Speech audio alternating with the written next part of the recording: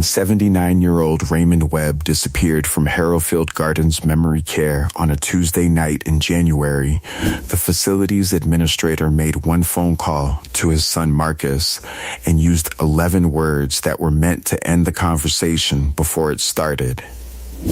"It happens sometimes," she said, "with men in his condition." She did not say where Raymond was. She did not say how long he had been gone. She did not say that the exit door camera had been malfunctioning for 6 days, that no one had filed a police report, and that Raymond's winter coat, the one his late wife Eleanor had bought him the Christmas before she died, had been quietly removed from his room, tagged and locked in a storage locker in the basement, as if the man who owned it was already finished. Raymond Webb was not finished. What Diane Colton never knew, what she could not have imagined, because she had already decided what kind of man Raymond was that he had been watching, writing, recording everything he witnessed inside those walls in a hand-stitched Navy logbook tucked inside the lining of that coat. She locked it away without ever opening it. That was her mistake. Raymond Webb had lived in the same house on Crestfield Avenue for 41 years. The house was a cream-colored colonial with a green door that he had repainted every 3 years without fail, not because the paint faded badly, but because Eleanor had always said that a front door told people whether the family inside still cared. Raymond cared. He repainted it 6 months after she passed, alone, in October, with the kind of focused silence that is its own form of grief. He was a retired civil engineer. He had spent 32 years designing municipal drainage systems for Holt County, not glamorous work, not the kind of career that earned plaques or farewell speeches in hotel ballrooms, but the kind of work that meant something quietly and permanently. Roads didn't flood. Underpasses didn't fill. He understood systems. He understood how things were supposed to flow and what happened when someone blocked the path. His son Marcus, 41, drove up from Bridgeport every third Sunday. He was a project manager for a mid-sized construction firm, and he had his father's habit of noticing structural things, the way a ceiling sagged slightly, the way a foundation settled. He noticed on those Sunday visits that his father was slower, more deliberate. He noticed that Raymond had started writing things down on the notepad by the kitchen phone names, dates, small reminders, and had told himself it was just age, just the ordinary drift of an ordinary man getting older.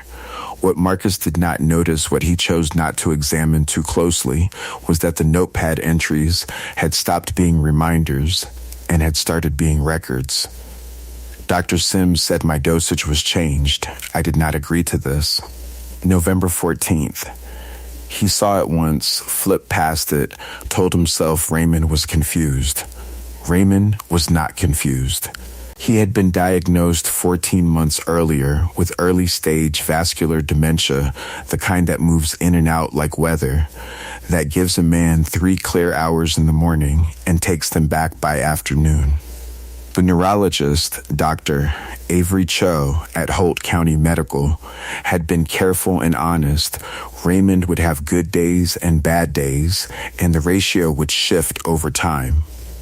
But in those good hours, Raymond Webb was still entirely himself, still precise, still watching.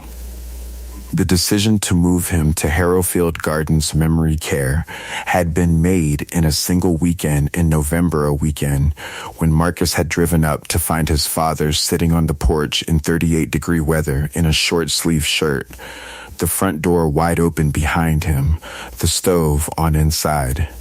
It was the kind of moment that removes options. Marcus had stood in the kitchen with his hands on the counter for a long time, looking at the blue flame under an empty pot. Then he had made the calls. Harrowfield Gardens was 40 minutes from Bridgeport. It had 4 stars on its state inspection rating. The lobby smelled like artificial lavender, and the carpets were clean. The admissions coordinator, a woman named Patrice, had shown Marcus the activity calendar.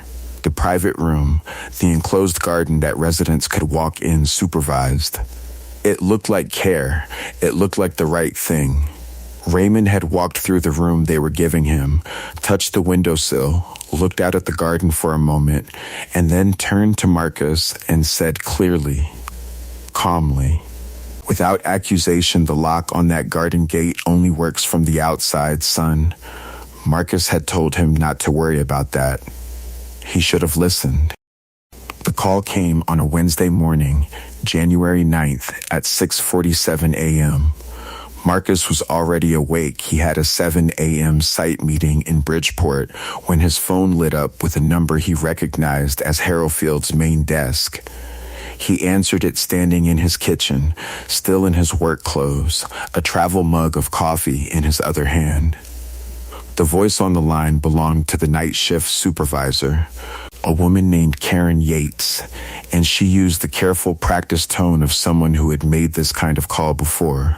She told him that Raymond had not been present at the 5:30 a.m. bed check, that staff had searched the building, that the enclosed garden gate was found open, that they believed Raymond had wandered outside sometime during the night, and that they were, she used the word currently, in the process of conducting a thorough search of the surrounding grounds. Marcus asked her when they had last confirmed Raymond was in his room. There was a pause of approximately 3 seconds. The 11 p.m. check, she said. That was 6.5 hours. Raymond had been missing for 6.5 hours before anyone called his son. Marcus set the travel mug down on the counter without drinking from it. He picked up his car keys. He asked Karen Yates if they had called the police. Another pause. "We're following our internal protocol first," she said, which involves a full facility and perimeter sweep before escalating. Marcus was already walking to his car. He arrived at Harrowfield at 7:34 a.m. to find 2 staff members in fleece jackets walking the perimeter of the parking lot with flashlights in broad daylight, moving with the unhurried pace of people who did not believe they would find anything.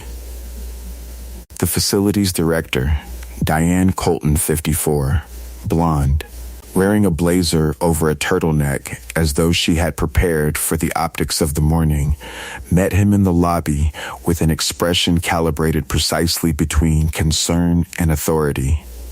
She told him that Raymond had a history of what she called exit-seeking behavior. She produced a form incident report #HG2241 that had been filled out the previous October, describing an occasion when Raymond had stood at the garden gate for 20 minutes and had to be redirected by staff.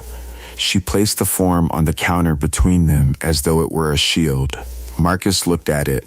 Then he looked at her. "That report says he stood at a gate," he said. "It doesn't say he was a flight risk. It doesn't say you had justification to not call me for 6 hours. Diane Colton said that 6 hours was within the facility's standard response window for a Tier 1 elopement event, that they were fully compliant with state regulations, and that the most productive thing Marcus could do right now was to share any locations Raymond might have gone to familiar places, habit routes, so that staff could extend the search perimeter." She said it the way you say something you have said before, smoothly, without friction. Marcus spent the next 4 days in a state of forward motion that had no outlet. He filed a missing persons report with the Holt County Sheriff's Department on day 1, something Harrowfield had still not done. He drove every road within a 2-mile radius of the facility. He called Raymond's 2 remaining friends from his engineering days, both of whom were in their 80s and neither of whom had heard from him. He contacted Dr. Avery Cho, who confirmed that Raymond's dementia, while real, did not typically present with disorientation, to place that Raymond almost always knew where he was, even on difficult days. On day 2, Harrowfield's lawyer, a man named Gerald Price, from a firm in Hartford, called Marcus's cell phone and spent 11 minutes explaining, in measured and pleasant language, that the facility's liability in cases of resident elopement was governed by Connecticut Statute 19A 521B, that Harrowfield had documented evidence of Raymond's behavioral history, and that the facility had followed all required protocols. He used the phrase men in Raymond's condition twice. Marcus wrote both instances down on the back of an envelope. On day 3, Marcus hired an elder law attorney named Patricia Osei out of New Haven. She reviewed the incident reports, the admissions contract Marcus had signed, and the facility's state inspection records, and found, on page 7 of the most recent inspection, a notation that Harrowfield's garden gate locking mechanism had been flagged for repair 18 months prior and had not been re-inspected since. The gate Raymond walked out of was the same gate. On day 4, Marcus drove. He drove without a destination at first, just moving, the way grief moves when it has nowhere to land. He passed the county road that ran behind the facility. He passed the water treatment plant his father had consulted on in 1987. He passed the turnoff for Elmhurst Road, and then, without fully deciding to, he turned onto it. Cedar Hill Cemetery sat at the end of Elmhurst Road, bordered on 3 sides by old oak trees and on the 4th by a low stone wall that had been there longer than anyone in Holt County could remember. It was the cemetery Raymond had walked to from Crestfield Avenue every Sunday for 11 years, first with Eleanor, then alone after she passed. Then not at all once his license was taken away 2 years ago and the walk became too far. Marcus parked outside the iron gate. He almost didn't go in. He went in. He found his father in the east section, 40 yards past the Webb family plot, past Eleanor's headstone, past the 2 infant graves that marked the children Raymond and Eleanor had lost before Marcus was born. Raymond was sitting on the frozen ground in his Harrowfield-issued pajamas and a borrowed wool blanket that had been placed around his shoulders by someone it was not clear by whom. His hands were folded in his lap. He was not shaking. He was not disoriented. He was looking at a headstone with the focused, deliberate attention of a man who had traveled a great distance to be exactly where he was. Marcus said his name. Raymond looked up. His eyes were clear. "I found him," Raymond said. "I knew he was here." Marcus looked at the headstone. Harold James Briggs, beloved husband and father. April 3rd, 1941, May 17th, 2024. Marcus had never heard that name. He crouched down next to his father in the cold and asked him who Harold Briggs was. Raymond's answer was quiet, unhurried, and completely coherent. Harold Briggs had been Raymond's neighbor at Harrowfield, room 14, 2 doors down. They had eaten breakfast together on the mornings Raymond's mind was clear. Harold had a daughter in Oregon who called every Sunday. Harold did card tricks. In March, the staff had told Raymond that Harold had been transferred to a long-term care facility in Danbury. Raymond had asked which one. No one would tell him. Raymond had asked to call Harold. The staff said Harold had requested no contact during his transition period. Raymond had not believed them. Harold was scared of being moved, Raymond said. He told me that. He said if they ever told him he was being transferred, it meant they'd given up on him. He made me promise to check. Raymond reached out and placed his palm flat against the base of Harold's headstone. He didn't go to Danbury, Raymond said. He's been here since May, 8 months, and his family thinks he's in Danbury. Marcus stared at the date on the stone. He stared at his father's hand, steady and certain against the cold granite. And something shifted inside his chest, not grief exactly, and not yet anger, but the specific, nauseating sensation of a floor giving way beneath your feet. He helped Raymond stand. He wrapped the wool blanket tighter. He walked his father slowly toward the car. And then Raymond said one more thing, quietly, almost to himself, as they passed back through the cemetery gate. I wrote it all down, Marcus. Everything I saw. It's in my coat. Marcus turned to look at him. They took my coat, Raymond said. When I left, they took everything and put it somewhere. But it's in there. In the lining. Marcus did not yet know what it was. But he felt, with the certainty of a man who builds things and understands what holds them together, that whatever was sewn into that lining had the weight of something load-bearing. Marcus brought Raymond home to Bridgeport that same afternoon, not to Harrowfield, not back to the facility with the artificial lavender and the broken gate and Karen Yates's practiced telephone voice. He drove Raymond to his own apartment on Dunmore Street's second floor, 2 bedrooms, a view of the parking structure across the street, and set him up in the spare room that had previously held a folding table, a box of old site blueprints, and a treadmill Marcus had used 4 times. He moved the blueprints to the closet. He made up the bed with the good sheets. He ordered soup from the diner on the corner because it was the only thing he could think of that felt like the right thing to do. Raymond sat at Marcus's kitchen table and ate the soup and looked around the apartment with the careful attention of a man cataloging his surroundings. "You don't have a front door worth painting," Raymond said. "I know," Marcus said. "Eleanor would have had something to say about that. I know that too." Raymond finished the soup. Marcus sat across from him with a yellow legal pad and a pen and asked his father to tell him everything, not just about Harold Briggs, but everything he had seen inside Harrowfield Gardens from the day he arrived. Raymond talked for 2 hours and 19 minutes. Marcus wrote without stopping. His handwriting got smaller as the pages filled, tighter and more compressed, the way a man's writing gets when what he is recording is too large for the page. By the time Raymond's voice began to slow, the afternoon clarity receding, the familiar fatigue settling in around the edges, Marcus had filled 11 pages of the legal pad. Names, room numbers, dates, staff members he had seen entering rooms during overnight hours and leaving with residents' personal items. Medication dispensed from unlabeled bottles. A woman in room 9, her name was Vera Kowalski, 83, who had been told her family had requested a change in her care plan, who had deteriorated within 6 weeks, whose room had been emptied and reassigned before Marcus had ever noticed she was gone.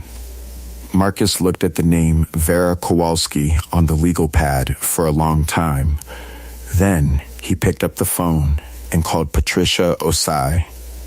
She listened to everything. When he finished, she was quiet for 4 seconds, the kind of quiet that is not emptiness, but calculation. "Marcus," she said, "I need you to go get that coat." Dakota Day 5 Marcus drove to Harrowfield the following morning at 9 a.m. He did not call ahead. He did not tell Patricia Osei he was going, because she would have told him to send a formal written request and wait for a response, and he did not have the patience for that, not with 11 pages of notes on his kitchen counter and his father sleeping in the spare room, and Harold Briggs dead in the east section of Cedar Hill Cemetery, while his daughter in Oregon thought he was in Danbury. He walked through Harrowfield's front entrance and told the receptionist he was there to collect his father's personal belongings. The receptionist, young, uncertain, not Patrice, called someone. Marcus stood at the desk and waited. The lobby smelled like artificial lavender. He noticed that the activity calendar on the wall still listed Harold Briggs for the Tuesday afternoon card game. It had not been updated. Diane Colton appeared from the hallway to the right. She had the same blazer, different turtleneck. She told Marcus that Raymond's belongings had been carefully cataloged and stored according to facility protocol, and that a formal checkout process was required before any items could be released, and that given the circumstances, she paused on the word circumstances, she thought it would be best if their respective attorneys handled the exchange. Marcus looked at her steadily. "My father's winter coat," he said. "The gray one with the brown collar. His wife bought it for him. I want it today." Diane Colton said she would have someone check on the status of Raymond's stored items and get back to him within 48 hours. Marcus left. He called Patricia Osai from the parking lot. She filed an emergency motion for the return of Raymond's personal property by end of business the following day, citing Raymond's legal right to his possessions under Connecticut Statute 19A 550. The motion landed on Gerald Price's desk at 2:15 p.m. The coat was delivered to Patricia Osai's office by courier at 4:50 p.m. 19 minutes before the close of business in a sealed plastic bag labeled Webb, Raymond J. Room 11 Personal Effects. Patricia called Marcus. He drove to her office in New Haven. She placed the bag on her conference table and stepped back. Marcus opened it. The coat was folded badly, the way something is folded when the person folding it doesn't care what it is. The gray wool was cold from the courier bag. Marcus turned it over in his hands, found the interior hem, ran his thumb along the stitching, and felt it immediately. A rectangle of stiffness along the lower lining, deliberately placed, carefully concealed by additional stitching in a slightly different thread. Navy thread on a gray lining, his father's hands, his father's deliberate engineering precise hands. Patricia handed him a letter opener. He used it carefully, as though the coat were a document itself. The logbook was navy blue, canvas covered, the size of a paperback novel. The cover had no title. Marcus opened it. Raymond Webb's handwriting covered every page small, precise, slightly uneven in the way that vascular dementia uneven things, but legible. Entirely legible. Dates in the left margin, running from December of the previous year through January 8th, the day before he disappeared. Names of staff members, room numbers, descriptions of what he had witnessed, written with the flat, factual tone of a man who had spent 32 years writing engineering field reports and knew exactly how to document what he saw without editorializing. Marcus turned to the last entry. January 8th. The day before Raymond walked out of Harrowfield and made his way to Cedar Hill Cemetery. They moved Harold Briggs on a Tuesday, said he was transferred. Harold is buried in the east corner. I saw them carry him out at 2 a.m. on May 14th. I wrote down the name on the orderly's badge. T. Mercer. I am going to Cedar Hill tomorrow if I can get the gate open. Someone needs to know Harold is there. They think because I forget things sometimes that I don't see things. I see everything. The entry was circled 3 times in red pen. Patricia Osei read it over Marcus's shoulder. Then she walked to her desk, sat down, and began typing without saying a word. Marcus sat in the chair across from her conference table and held the logbook in both hands and did not speak either.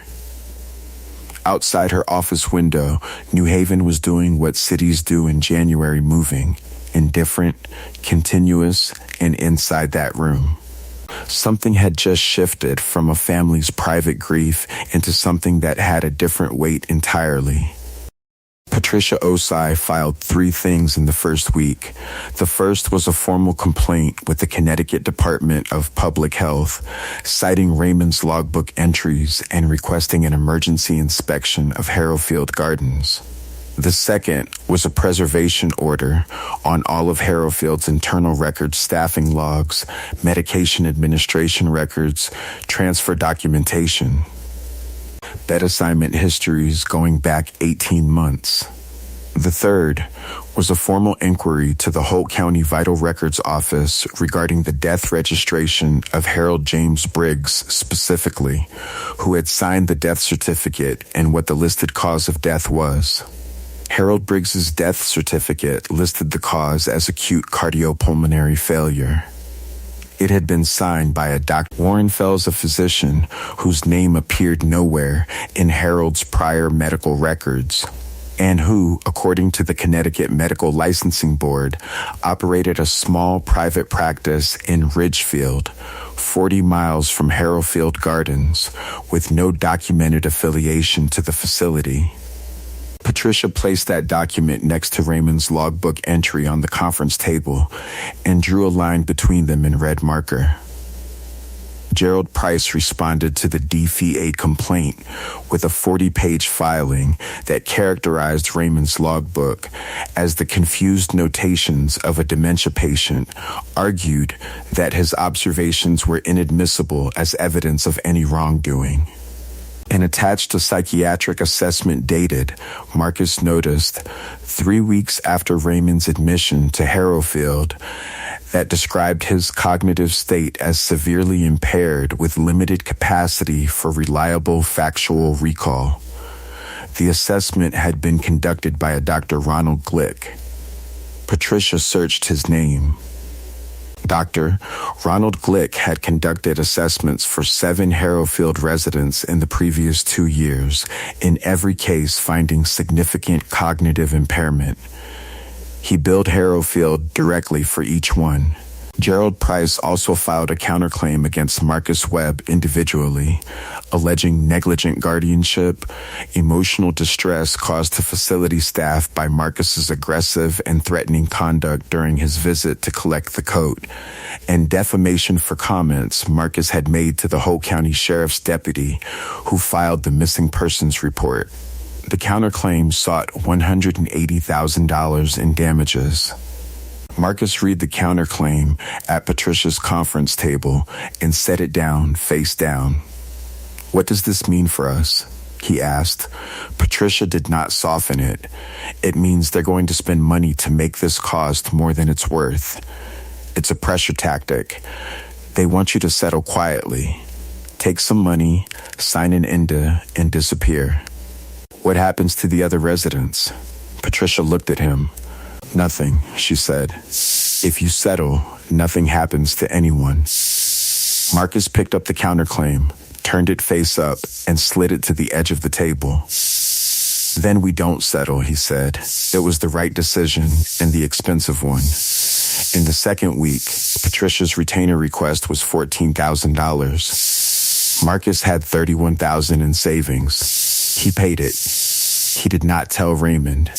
He drove back to Bridgeport that evening to find Raymond at the kitchen table with Marcus's yellow legal pad, adding to it writing more names, more dates, things he had remembered during the day's clear hours. Marcus sat down across from him. Raymond slid the pad across the table without looking up.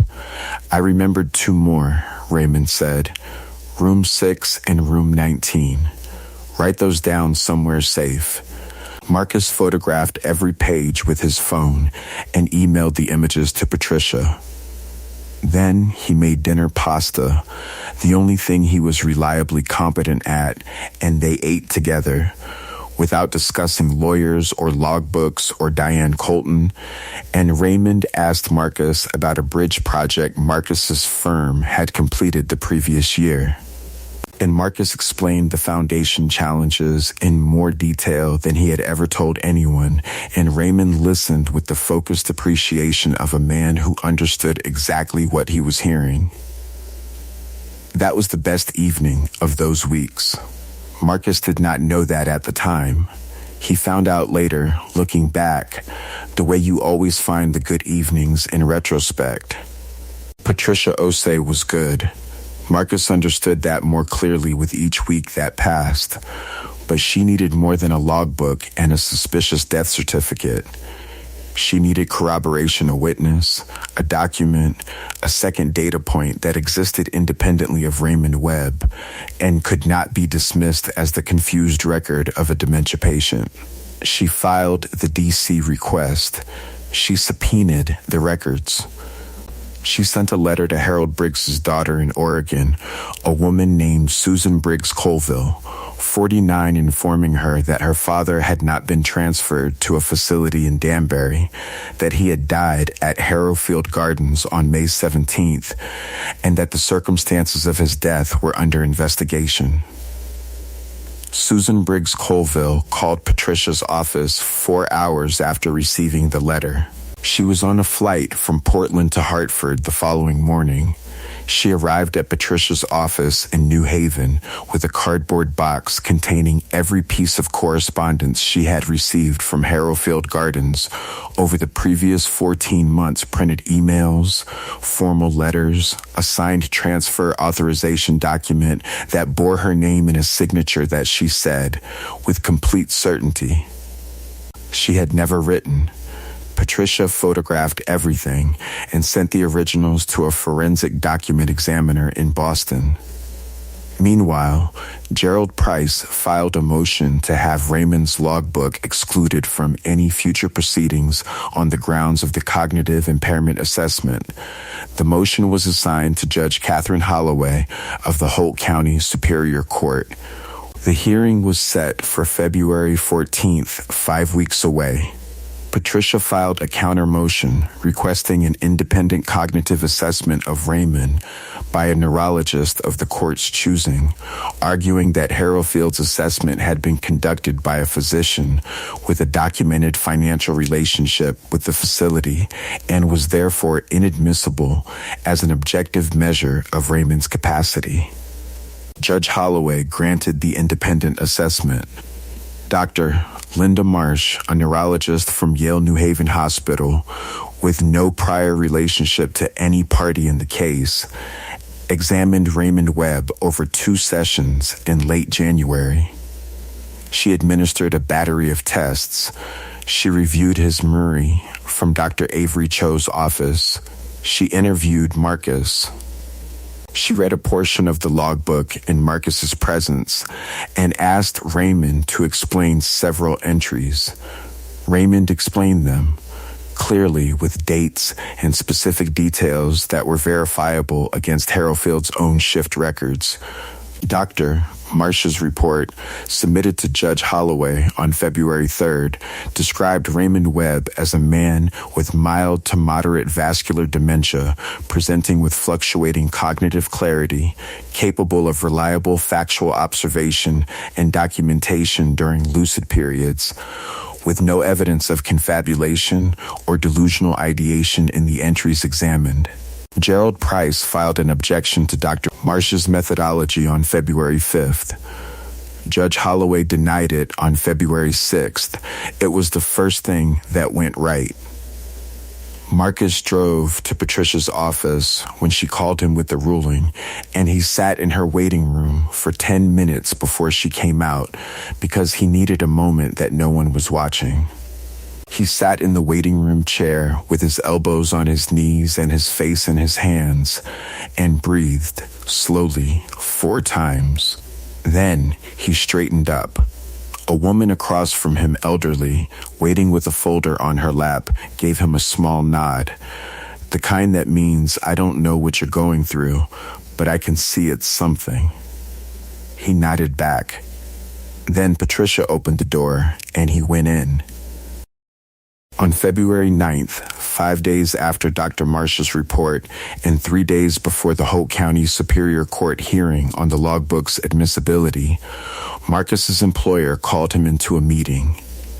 The meeting was with his direct supervisor, a man named Dale Whitfield, and the firm's HR director, a woman named Connie Ayers. They were both seated when Marcus arrived. There was a document on the table. Dale Whitfield was the kind of man who never said the hard thing directly if he could approach it from the side, and so he spent 4 minutes discussing Marcus's value to the firm and his strong project record before sliding the document across the table. It was a formal performance review initiated not by the firm's standard annual cycle but by a client complaint. The complaint had been filed by the Leland Group, a property development company that was one of Marcus's firm's 3 largest accounts. The complaint alleged that Marcus had been distracted, unresponsive, and professionally unreliable during the current phase of a commercial development project in Stamford, citing 3 meetings Marcus had attended via phone rather than in person during the weeks he was searching for his father and establishing Raymond in his apartment. The performance review placed Marcus on a 60-day probationary period. If his performance did not return to standard within that period, his position would be reevaluated. Marcus looked at the document. Then he looked at Dale Whitfield. The Leland Group, he said. Who's the principal contact there? Dale Whitfield said it was a man named Robert Leland Jr. Marcus nodded slowly. He knew the name. Robert Leland Jr. was on the board of directors of 3 Holt County nonprofit organizations. One of them was a senior living industry advocacy group called the Connecticut Care Quality Alliance, which Marcus had read in Patricia's background research documents listed Harrowfield Gardens Memory Care as a founding member facility.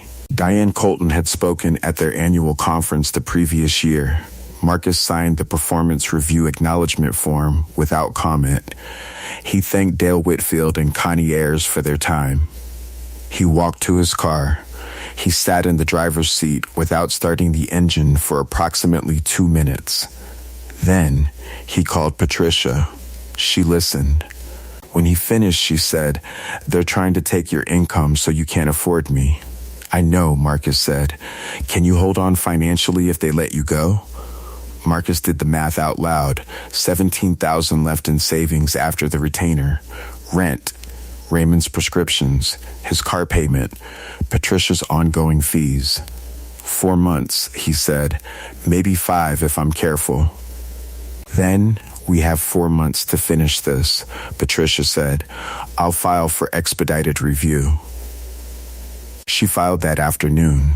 She also sent a formal letter to Dale Whitfield's firm, on firm letterhead, noting that any adverse employment action taken against Marcus Webb during the pendency of an active legal proceeding in which he was the complaining party could constitute unlawful retaliation under Connecticut labor statutes, and that she would advise her client accordingly. The performance review was quietly suspended the following week. Dale Whitfield sent Marcus an email saying the situation had been reassessed. He did not elaborate. Marcus forwarded the email to Patricia without comment. She responded with a single word, "Good." It was a Thursday evening in the 3rd week of February when Marcus's phone rang at 7:14 p.m. He was at his kitchen table with Raymond's logbook open in front of him. He had been reading it for the 4th time, looking for anything they had missed, and Raymond was in the spare room, asleep. Marcus answered without recognizing the number. The woman on the line said her name was Gloria Tran. She said she was 67 years old. She said she had been trying to find the right person to call for 3 months, and that she had found Marcus's name through the missing persons report filed with the Holt County Sheriff's Department, which was public record. She said her mother had been a resident at Harrowfield Gardens. Marcus closed the logbook. He picked up a pen. "Tell me," he said. Gloria Tran's mother, May Tran, had been admitted to Harrowfield Gardens 19 months ago at the age of 84. May had suffered a moderate stroke that left her physically limited, but cognitively intact. She was entirely aware of her surroundings, entirely capable of communication, and entirely frightened by what she saw happening in the facility around her. Gloria had visited every Sunday and had noticed, over the first 4 months, small things that accumulated into a pattern she could not name but could not ignore. Staff members she had never seen before, dispensing medications she didn't recognize, personal items going missing from her mother's room. A woman down the hall who had been moved out overnight with no family notification. A facility manager, a man named Derek Sallow, who seemed to appear in the building at unusual hours, always without his name badge. Gloria had raised these concerns with Diane Colton directly in a meeting in October. Diane Colton had listened patiently, expressed concern, and suggested that Gloria's worry for her mother was causing her to read things into routine facility operations. She had offered Gloria a referral to a family counseling resource for caregivers of dementia patients. Matron did not have dementia. Gloria had left the meeting and driven to a Catholic supply store in Bridgeport and purchased a rosary, not because she had become more religious, because the rosary she bought was one of the ones with the small bead that contained a voice-activated digital recorder, the kind sold to family members concerned about the treatment of nonverbal loved ones, available online for $34.99, legal in Connecticut for single-party recording in a private setting. She had placed it around her mother's neck during her next visit and told May, quietly, what it was and why.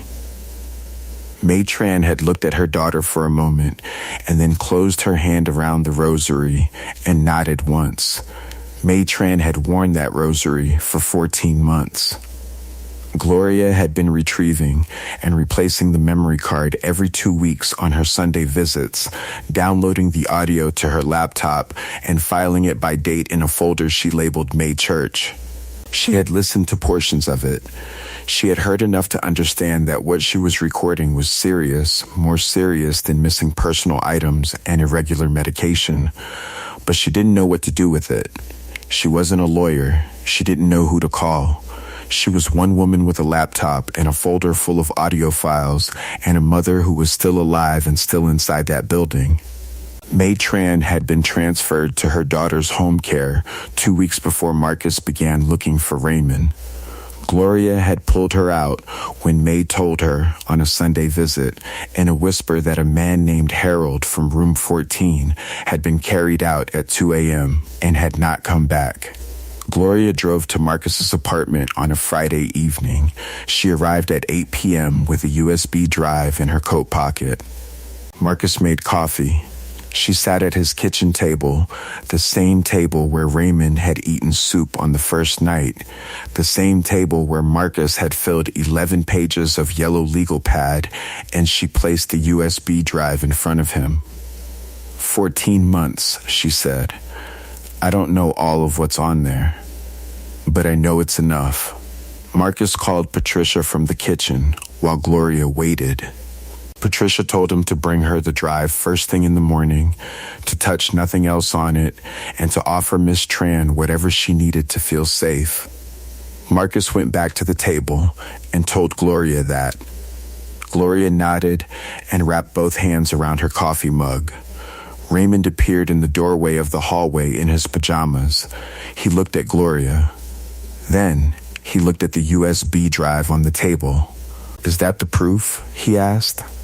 Gloria looked at the old man in the doorway and then at Marcus. Your father knows what's on there? My father knows everything, Marcus said. He just needed someone to come find him.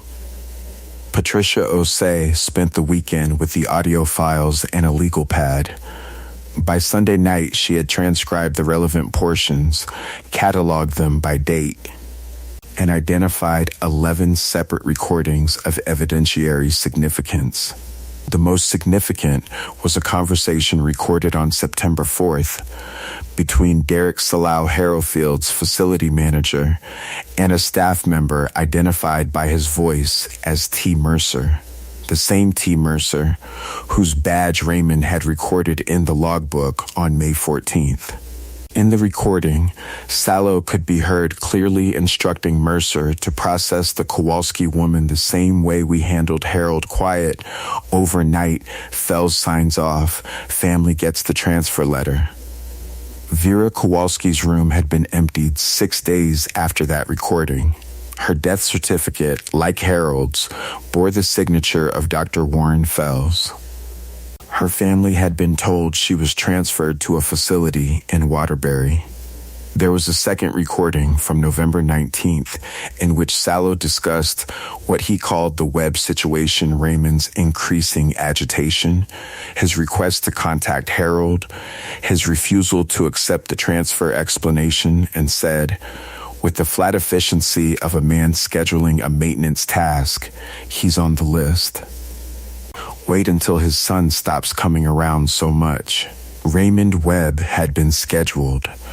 Patricia assembled the full package: Raymond's logbook, Gloria's recordings, Susan Briggs Colville's forged transfer authorization, Dr. Marcia's cognitive assessment, the suspicious dual appearances of Dr. Warren Fells on 2 unexplained death certificates, and walked it across town on a Monday morning to the office of the Holt County District Attorney.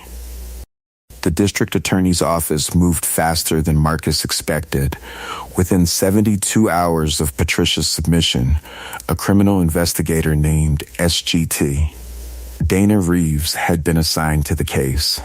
SGT, Reeves subpoenaed Harrowfield's complete financial records, not just the operational accounts Patricia had already targeted, but the facility's billing history with the state Medicaid program, which showed a pattern of billing for residents who had died or been discharged, but whose bed assignments had not been formally closed.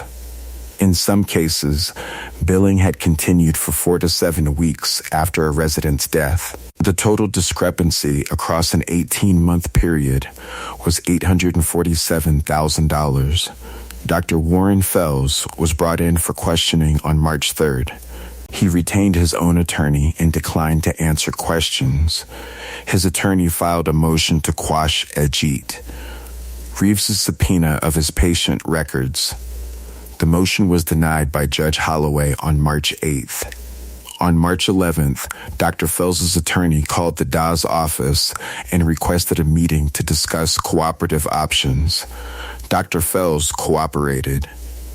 He had signed death certificates for 9 Harrowfield residents over a 22-month period, none of whom had been his patients before their deaths, none of whom he had examined in the conventional clinical sense.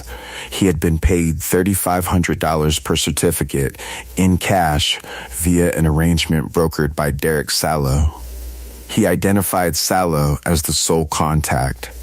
He stated that he had never met Diane Colton directly. Derek Sallow was arrested on March 17th on 4 counts of elder abuse, 2 counts of fraudulent death certification, and 1 count of Medicaid fraud. T. Mercer was arrested the same morning. Both were held on bail. Diane Colton's attorney, a new one, not Gerald Price, who had withdrawn from the case the day after Sallow's arrest, issued a statement saying that Miss Colton had no knowledge of any criminal conduct by her facility's management staff and was cooperating fully with authorities. Patricia Osei filed the civil suit against Harrowfield Gardens Memory Care, Diane Colton personally, and the facility's parent management company, a Delaware-registered LLC called Crest Point Senior Living Solutions, on March 19th. The suit alleged elder abuse, wrongful death in the cases of Harold Briggs and Vera Kowalski, fraudulent misrepresentation, and negligent supervision resulting in Raymond Webb's endangerment. The claimed damages were $4.1 million. Gerald Price's counterclaim against Marcus for $180,000 was withdrawn the same day. Marcus was in Patricia's office when she told him. He looked at the withdrawal document. He looked at the civil suit filing. He looked at the number $4.1 million and thought about his father sitting on frozen ground in a cemetery in January, wrapping a borrowed wool blanket around himself, knowing exactly where he was and what he had come to do. He thought about Raymond's hand on Harold's headstone. He put the documents down on Patricia's conference table and looked out the window at New Haven in March gray sky, bare trees, the first tentative loosening of winter, and he allowed himself, for the first time since January 9th, to believe that the floor was not going to give way. The story broke on a Wednesday. Patricia Osei had not planned it that way. She had not called anyone. But Susan Briggs Colville, Harold's daughter, had flown back to Hartford for the third time in 6 weeks, and on the evening before Sallow's arraignment she had sat down with a reporter from the Hartford Courant named James Whitley and told him everything her father's forged transfer authorization, the phone calls she had made to a facility in Danbury that had no record of Harold Briggs ever. Arriving, the 8 months she had spent believing her father was alive in a room 40 miles away while he was buried in the east section of Cedar Hill Cemetery. The story ran on March 20th, the day after Patricia filed the civil suit. It ran on the front page of the Connecticut section, above the fold, with a photograph of Cedar Hill Cemetery and a photograph of Harold Briggs from Susan's phone, a man with white hair and a card trick halfway finished in his hands, laughing at something off camera. By noon, the Associated Press had picked it up. By 3 p.m., Marcus's phone had received 41 calls from numbers he didn't recognize. He let them go to voicemail. He sat at his kitchen table and listened to the first 5. 2 were from journalists. One was from a woman in Glastonbury whose mother had died at a different facility under circumstances she had always found troubling. One was from a man who said he used to work at Harrowfield and had quit 8 months ago because of things he had seen and had been too afraid to report. One was from a woman named Doris Hecht, 71, who had been a resident at Harrowfield for 3 months before her son moved her out, and who said she had something she needed to give someone a photograph she had taken on her phone of Derek Sallow leaving room 9 at 2:30 a.m. with a box of Vera Kowalski's belongings 3 days before Vera's official transfer date. Marcus called Patricia. She sent an investigator to Doris Hecht's house that afternoon. The photograph was clear, time-stamped, and unambiguous. Gloria Tran called Marcus that evening. She had been contacted by the Courant reporter and had given a brief statement. She asked how Raymond was doing. Marcus told her Raymond had read the article that morning slowly, in the good hours before noon, and had set it down on the kitchen table and said only, Harold would have been glad. Gloria was quiet for a moment on the phone. My mother wants to meet your father, she said. She says he's the one who started it. He did, Marcus said. He's been starting it since May. The DFE emergency inspection of Harrowfield Gardens was conducted on March 22nd, 2 days after the Courant story ran. 4 state inspectors arrived at 7 a.m. and remained until 6 p.m. They reviewed 11 months of medication administration records and found discrepancies in the dosage logs for 6 current residents' medications listed as administered that had not been ordered by the residents' primary physicians.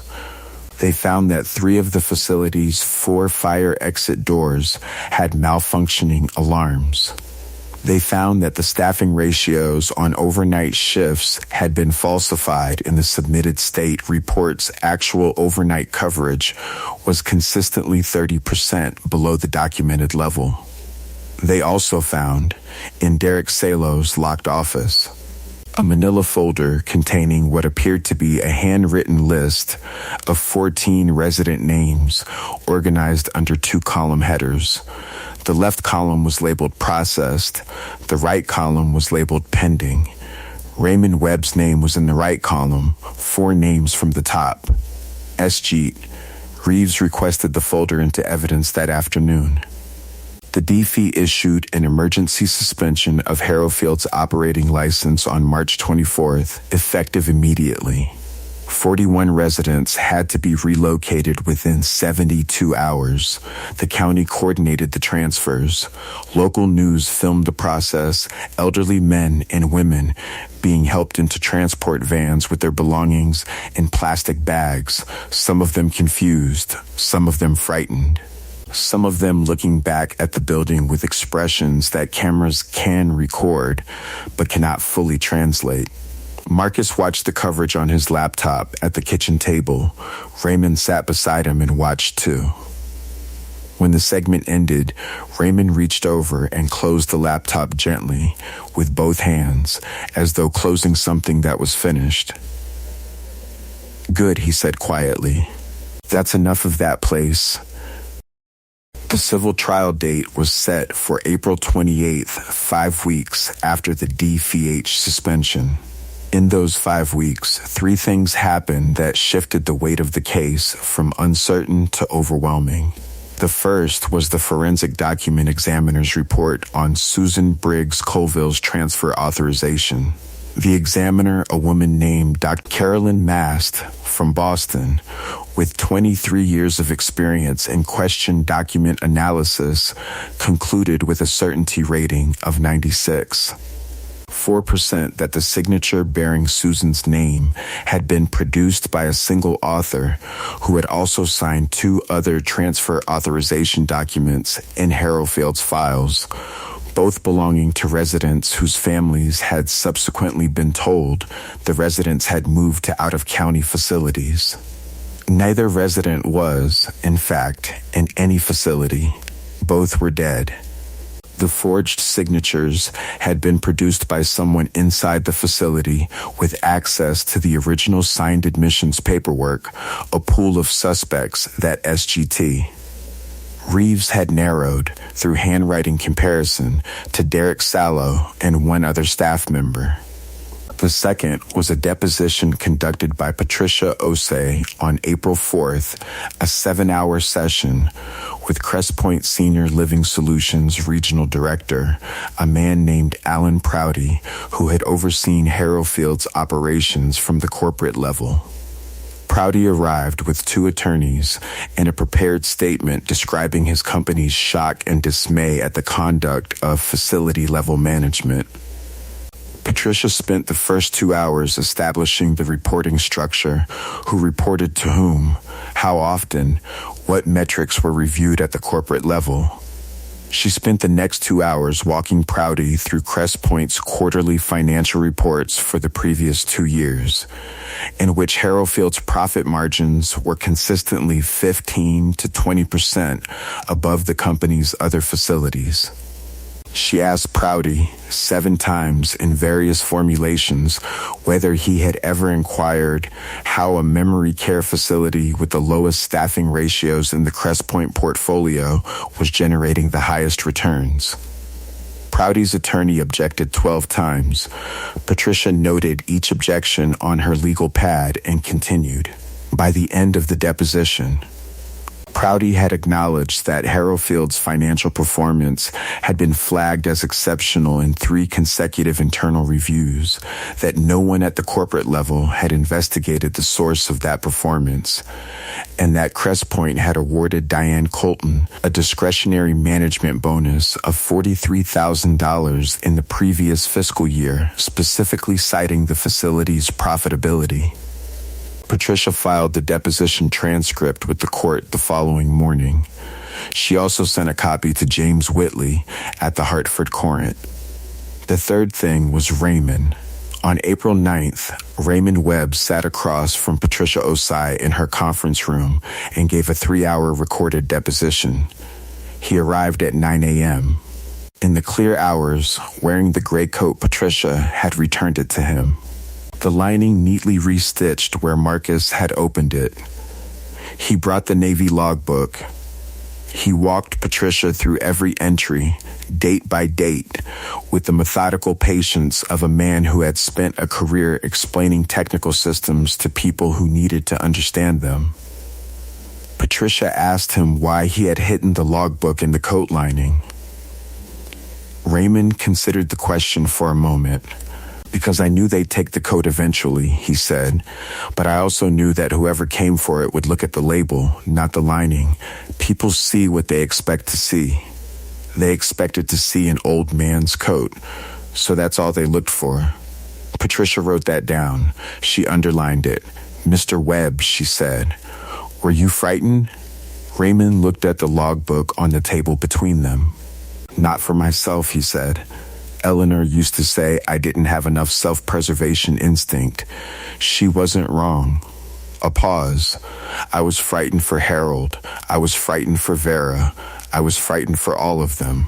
I thought if I write it down, if I keep writing it down, and I hide it somewhere, they won't find it then. At least someone will know. Even if it's after, at least someone will know. The deposition room was very quiet. Someone knows, Patricia said. Raymond nodded once. He picked up the logbook and held it in his lap for the remainder of the session, the way you hold something that has done its job and deserves to rest. Diane Colton's new attorney filed a settlement offer on April 21st, 7 days before trial. The offer was $600,000, divided between Raymond's estate, the Briggs family, and the families of Vera Kowalski and the 2 other confirmed deceased residents. It included a non-disclosure agreement and a clause requiring that all parties refrain from making public statements about Harrowfield Gardens or Crest Point Senior Living Solutions. Patricia brought the offer to Marcus. She laid it on the conference table. She did not tell him what to do. Marcus read it. He read the end clause. He looked up. If we sign this, he said, what happens to the 14 names on that list? Patricia looked at him steadily. Civilly? Nothing. The criminal case continues regardless. But the families of the others, the ones we haven't identified yet, they don't get a public record. They don't get an explanation. They get a news story that ends without a verdict. Marcus slid the offer back across the table. No, he said. They went to trial. The trial lasted 9 days. Patricia Osai did not raise her voice once. She did not need to. She had built the case the way Raymond Webb had built his logbook, entry by entry, date by date, each piece placed with the flat precision of someone who understood that the most devastating thing you can do to a lie is simply to show what was true, and then show it again. And then show it one more time until there is no remaining space in the room for anything else. On the first day, she called Raymond Webb to the stand. He wore the gray coat into the courtroom. He took it off and folded it over the railing of the witness box before he sat down carefully, deliberately, the way you set down something that matters. He brought the Navy logbook. He placed it on the ledge in front of him and rested one hand on top of it, not gripping it, just resting. The way a man rests his hand on a table when he is exactly where he is supposed to be. Patricia walked him through the logbook for 2.5 hours. Every entry, every name, every date, every staff member, every room number, every 2 a.m. Movement he had witnessed through the gap in his door when the hallway light was still on and the building thought he was asleep. Diane Colton's attorney, a man named Fletcher Ross, expensive, silver-haired, the kind of lawyer whose suits cost more than most people's monthly rent costs, examined Raymond for 40 minutes. He asked about the dementia diagnosis. He asked about the fluctuating clarity. He asked whether Raymond understood that memory could be unreliable, that perception could be distorted, that a man waking at 2 a.m. in a care facility might misinterpret what he saw in a darkened hallway. Raymond listened to each question with complete patience. Then he said, Mr. Ross, I designed drainage infrastructure for 32 years. My entire career was built on the principle that if water is going somewhere it shouldn't be going, you don't assume you misread the flow. You follow it. I followed what I saw. I wrote it down the same morning, every time, while it was still clear. You're welcome to check any date in that book against your client's own shift records. Fletcher Ross checked 3 dates. All 3 matched Harrowfield's internal shift logs, exactly staff names, room assignments, duty rotations logs that the facility itself had produced under subpoena and could not now retract. Ross sat down. On the 4th day, Patricia played the audio. The courtroom had been equipped with a speaker system the previous evening. Patricia's assistant had tested it twice. When the recording of Derek Sallow's voice filled the room clear, unhurried, instructing T. Mercer to process the Kowalski woman the same way we handled Harold, the sound was so ordinary, so devoid of drama, that it was somehow worse than if he had been shouting. It was the voice of a man discussing logistics. It was the voice of a man for whom these were routine decisions about low visibility inventory. The jury heard it in complete silence. Patricia played 4 more recordings after that one. Each time, she said nothing before and nothing after. She let the audio stand. She let the room do the work. On the 6th day, she called Gloria Tran. Gloria sat in the witness box in a dark blue dress and answered every question in the same measured, unhurried tone she had used at Marcus's kitchen table 3 months earlier. She explained the rosary. She explained the memory card. She explained the folder on her laptop labeled May Church. She explained why she had waited 3 months before finding someone to call, not because she was unsure of what she had heard, but because she was a 67-year-old woman with no legal background and no connections, and a mother she was still responsible for, and she needed to find the right person before she could trust that coming forward would not simply result in her being dismissed the way the nursing home had dismissed her concerns in October. Fletcher Ross asked her whether she had obtained legal advice before beginning the recordings. I obtained a $34.99 rosary, Gloria said, and the Connecticut single-party recording statute, which I read in full on my phone in the parking lot of the Catholic supply store before I went inside. There was a sound in the courtroom that was not quite laughter. Judge Holloway did not suppress it.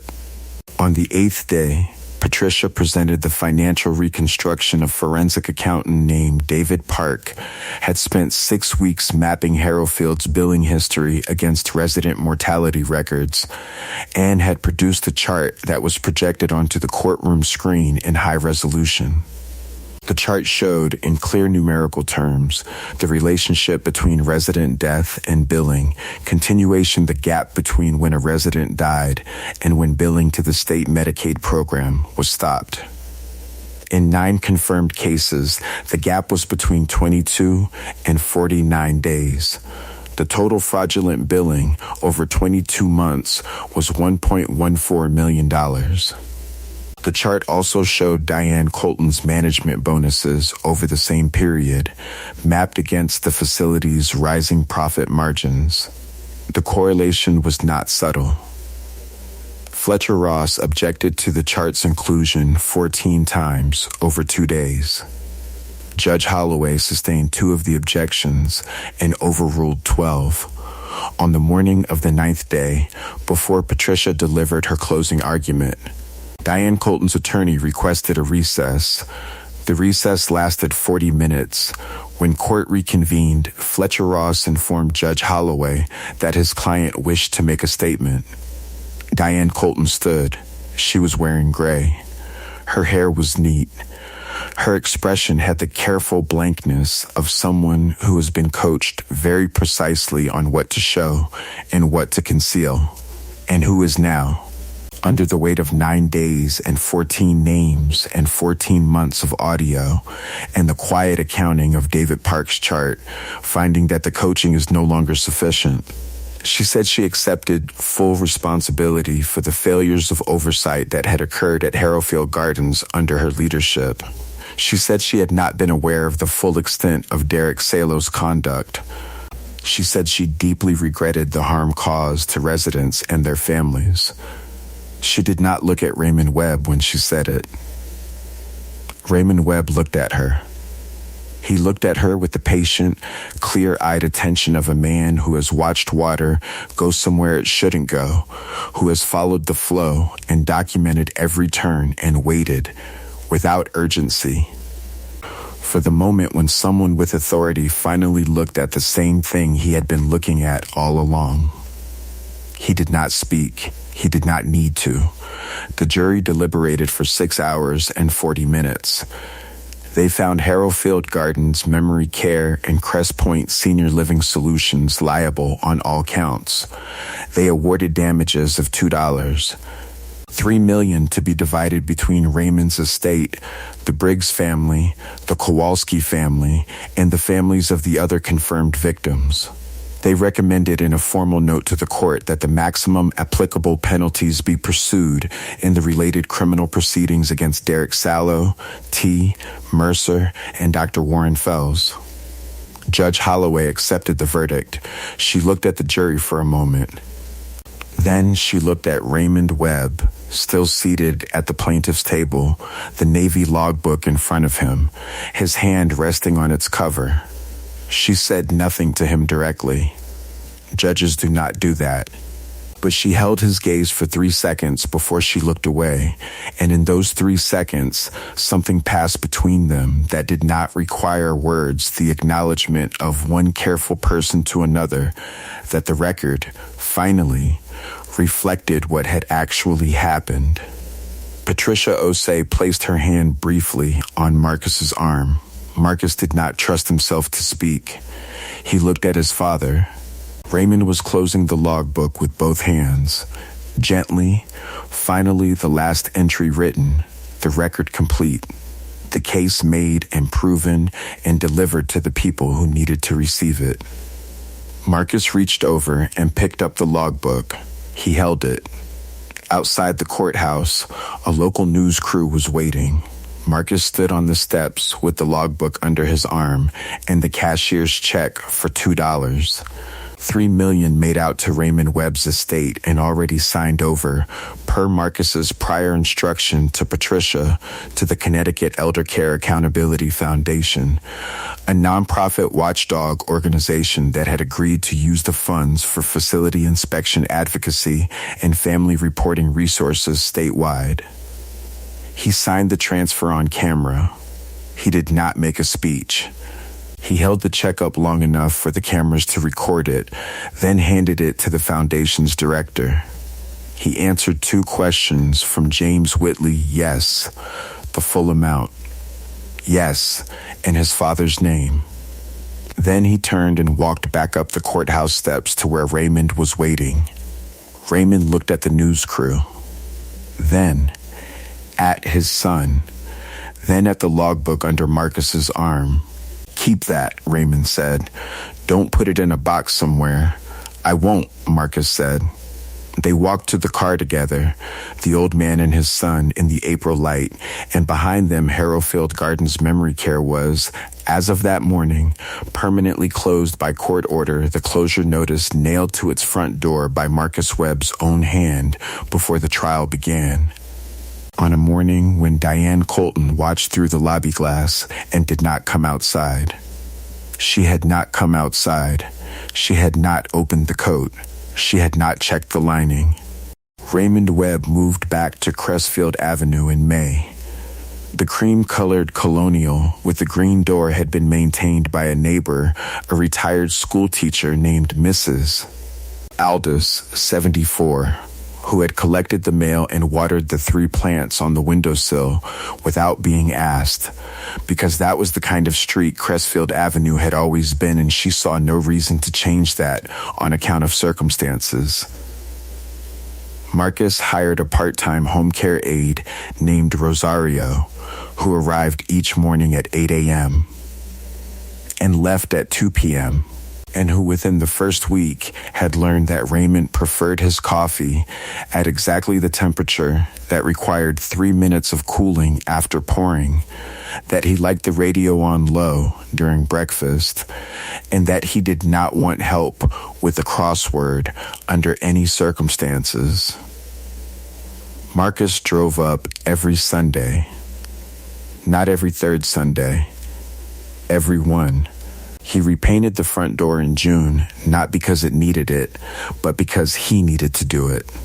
He chose the same green Eleanor had always chosen, the particular shade Raymond had mixed himself for 40 years from a formula written on a notepad in the kitchen drawer.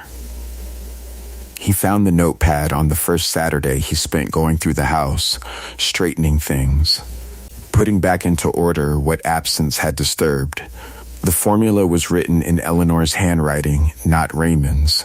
Raymond had never needed to write it down. He had memorized it the first time she told him. Marcus used Eleanor's formula. He painted alone on a Saturday morning in June, while Raymond sat on the porch in a chair and watched with the proprietary satisfaction of a man overseeing work being done correctly on something that belongs to him. The Navy logbook sat on the bookshelf in Raymond's study between a structural engineering reference volume from 1978 and a photograph of Raymond and Eleanor on the Crestfield Avenue porch taken the summer Marcus was 7. Patricia Osei had suggested, gently, that the logbook might be useful to the Connecticut Elder Care Accountability Foundation as a training document, an example of what resident testimony could look like when taken seriously. Raymond had considered this for several days. Then, he had told Marcus to make a complete photographic copy of every page for the foundation, and to put the original back on the shelf where it belonged. The copy was framed, laminated, and used. The original stayed home.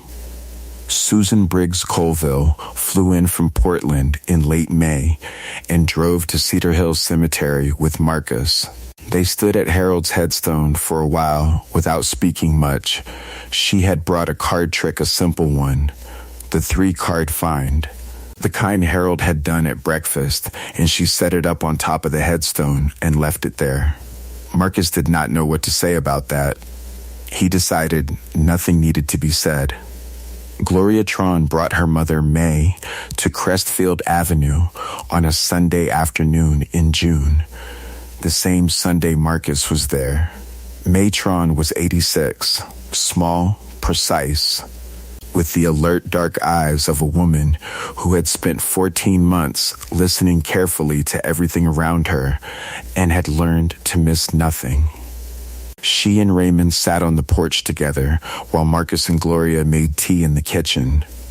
By the time the tea was ready, Raymond and May were deep in a conversation about the municipal water system of Holt County that neither Marcus nor Gloria could entirely follow, but which both of them stood in the doorway and listened to for a moment before going back inside. In August, the town of Holt County placed a small stone bench in Cedar Hill Cemetery, in the east section, near Harold Briggs's grave. The bench was gray granite, low and simple. The inscription on the back read, "In memory of Raymond J. Webb and all those who were believed." Raymond was still alive. The town placed it anyway, because they felt they owed him something permanent, and because the distinction between honoring a man and memorializing him felt, in this case, less important than the act of placing the stone where it needed to be. Raymond went to see it on a clear morning in late August, with Marcus beside him and Rosario waiting at the car. He stood in front of it for a while. He read it once. Then he turned and walked back toward the gate, unhurried, the way a man walks when he has gone somewhere specific and done what he came to do and is ready now to go home. Marcus fell into step beside him. The green door was waiting at the end of Crestfield Avenue, freshly painted, exactly the right shade. Raymond Webb had always known what the front door was for.